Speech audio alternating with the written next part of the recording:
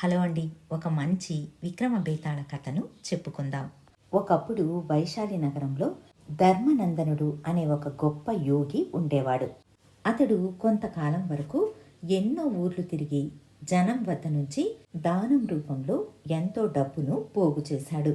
ఆ డబ్బుతో ఏదైనా ఒక మంచి పని చేయాలని ఆలోచించి ఒక విద్యా కేంద్రాన్ని స్థాపించాడు.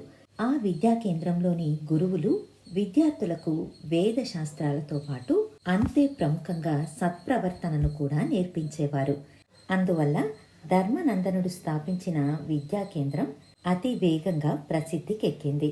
ఎంతో మంది తల్లిదండ్రులు తమ పిల్లలను ఆ విద్యా కేంద్రంలో చేర్పించడానికి ఆసక్తి చూపారు. అప్పుడప్పుడు ప్రజల నుంచి దాన ధర్మాలు తీసుకోవడంతో పాటు ఆ రాజ్యపు రాజు నుంచి ధన సహాయం పొందినట్లయితే విద్యా కేంద్రాన్ని మరింత అభివృద్ధి చేయవచ్చు అనిపించింది ధర్మనందనుడికి. ఆ విషయాన్ని ప్రస్తావించడానికి ఒకరోజు ధర్మనందనుడు అంతఃపురానికి వెళ్లి రాజును కలుసుకున్నాడు. యోగి చెప్పిందంతా ఎంతో ఆసక్తిగా విన్నాడు రాజు. తరువాత ధర్మనందనుడితో, మీరు ఇంతకాలం ఆ విద్యా కేంద్రాన్ని నా సహాయం లేకుండా ఎంతో విజయవంతంగా నడుపుతున్నారు. ఇప్పుడు నా దగ్గర ధన సహాయం తీసుకోవాల్సిన అవసరం ఏం వచ్చింది? మీరు విద్యార్థులకు నిజంగానే మంచి విద్య ఇచ్చినట్లయితే ప్రజలే మీకు ధన సహాయాన్ని చేస్తారు అని అంటాడు.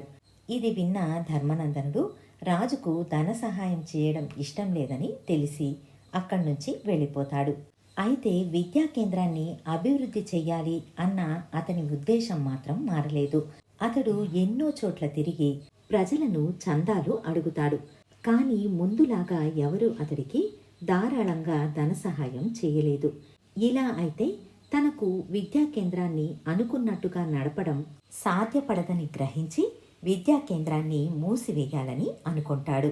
ధర్మనందనుడు విద్యా కేంద్రాన్ని మూసివేయాలి అని నిర్ణయించుకున్న సమయంలో అతడి వద్దకు శివయ్య అనే ఒక వ్యక్తి వచ్చి, అయ్యా, విద్యా కేంద్రాన్ని మూసివేయొద్దండి. విద్యా కేంద్రాన్ని నడపడానికి కావలసిన ధన సహాయాన్ని నేను చేస్తానని మాట ఇస్తున్నాను అని అంటాడు. దానికి ధర్మనందనుడు, అసలు ఎవరు నువ్వు, నీ వివరాలేంటి అని అడుగుతాడు. అప్పుడు ఆ వ్యక్తి, అయ్యా, నా గురించి, నా వృత్తి గురించి తెలుసుకుని మీకు ఎటువంటి ప్రయోజనమూ లేదు. కుటుంబ వైరాగ్యంతో రహస్యంగా ఈ ధర్మాన్ని చేస్తున్నానని అనుకోండి. మాట ఇచ్చినట్టుగా ప్రతి నెల మీకు డబ్బును అందజేస్తాను అని చెప్పి అక్కడి నుంచి వెళ్ళిపోతాడు. ఇతడు చేసే ధర్మకార్యం కుటుంబంలో ఉన్న వాళ్లకు ఎవరికీ ఇష్టం లేనందువల్ల శివయ్య ఎవరికీ తెలియకుండా రహస్యంగా దానాన్ని చేస్తున్నాడు అని అనుకున్న ధర్మనందనుడు ప్రతి నెల శివయ్య ఇచ్చే డబ్బును తీసుకోసాగాడు. కొంతమంది దగ్గర శివయ్య ప్రస్తావన తెచ్చినప్పుడు అతడు ఎన్నో ఏళ్లుగా ధర్మదాత అన్న పేరు తెచ్చుకున్నవాడని తెలిసిందే కాని పూర్తి వివరాలైతే తెలియలేదు. అయితే శివయ్య ఇచ్చే ధనంతో ధర్మనందనుడి విద్యా కేంద్రం మాత్రం రోజురోజుకు అభివృద్ధి కాసాగింది. ఇలా ఉండగా ఒకసారి ధర్మనందనుడికి శివయ్య గురించి ఒక ఆశ్చర్యకరమైన విషయం తెలుస్తుంది. తనకు ధన సహాయం చేస్తున్న శివయ్య దారిదోచే దోపిడీ దొంగల నాయకుడని, అతడు బహిరంగంగా దాన ధర్మాలు చేస్తున్న ధనమంతా ప్రజల వద్ద నుంచి దోచుకున్న సొమ్మని, ఈ విషయం రాజుకు తెలిసిపోయిందని, ఎవరైతే శివయ్యను పట్టి ఇస్తారో వాళ్లకు రాజు పెద్ద మొత్తంలో ధనాన్ని ఇస్తానని ప్రకటించాడని తెలుస్తుంది. ఇది విన్న ధర్మనందనుడు ఎంతో ఆశ్చర్యపోతాడు. తరువాత విషయాన్ని రహస్యంగా రాజుకు పంపించి శివయ్య తనకు ఎవరి వద్దనైతే ధనాన్ని పంపిస్తాడో ఆ వ్యక్తి ద్వారా శివయ్యను రాజభటులు పట్టుకునేలా చేస్తాడు. శివయ్యను కారాగారంలో బంధిస్తారు. ధర్మనందనుడు చేసిన సహాయానికి రాజు ఎంతో సంతోషించి అతని విద్యా కేంద్రానికి ఎటువంటి లోటు లేకుండా అప్పట్నుంచి ధన సహాయాన్ని చేయసాగాడు. బేతాళుడు కథ చెప్పి, రాజా, ధర్మనందనుడి ప్రవర్తన నిజంగా మెచ్చుకోదగినదేనా? విద్యా కేంద్రాన్ని అభివృద్ధి చేయడమే తన జీవిత లక్ష్యంగా పెట్టుకుని ఆ విద్యా కేంద్రాన్ని మూసివేయవలసి వచ్చినప్పుడు ధన సహాయం చేసి ఎంతో సహాయపడిన వ్యక్తికి అంత పెద్ద ద్రోహం చేయడం సరైన పనేనా? ఒక దొంగ తాను దొంగలించిన ధనాన్ని మంచికి ఉపయోగించడంలో తప్పేముంది? అదీ కాక తనకు సహాయం చేయని రాజుకు ఇలా ఎందుకు మేలు చేశాడు?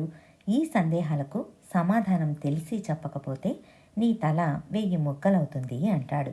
దానికి విక్రమార్కుడు, ధర్మనందనుడు విద్యా కేంద్రంలో విద్యార్థులకు వేద పాఠాలతో పాటు సన్మార్గ ప్రవర్తనను, నీతి నియమాలను బోధిస్తున్నాడు.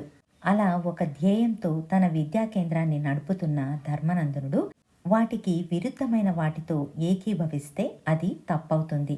ఆ వ్యక్తి ఒక దొంగ అని తెలిసిన తరువాత కూడా పట్టించుకోకుండా ఉంటే బోధించేది ఒకటి, చేసేది ఇంకొకటి అన్నట్లు అవుతుంది.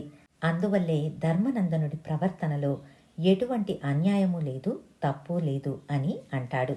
రాజుకు ఈ విధంగా మౌనభంగం కలగగానే బేతాళుడు శవంతో సహా మాయమై మళ్ళీ చెట్టెక్కాడు. ఇదండి కథ.